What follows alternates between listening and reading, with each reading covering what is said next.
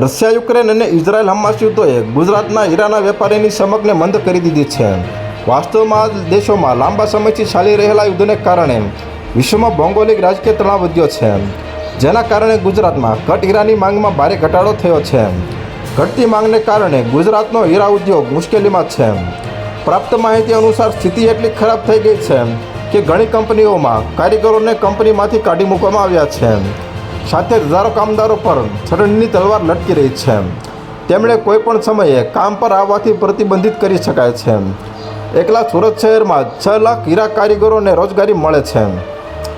તમને જણાવી દઈએ કે નેચરલ કટ હીરાની વિશ્વની સૌથી મોટી ઉત્પાદક કિરણ જેમ્સ એન્ડ ડાયમંડ સહિત ગુજરાતના સુરતમાં ઘણા હીરા એકમોએ 17 ઓગસ્ટથી 28 ઓગસ્ટ સુધી 10 દિવસ માટે કામગીરી બંધ રાખવાનો નિર્ણય કર્યો છે. તો હાલ અત્યાર માટે આટલું મિત્રો. ફરી મળીએ નવી અપડેટ સાથે. તે પહેલાં વિડીયોને લાઇક કરી ગુજરાત ટોપ ન્યૂઝ ચેનલને સબસ્ક્રાઇબ કરી દો અને પાસ આવેલું બેલ આઇકન પણ દબાવી દો, જેથી તમને નવી ખબરો મળતી રહે.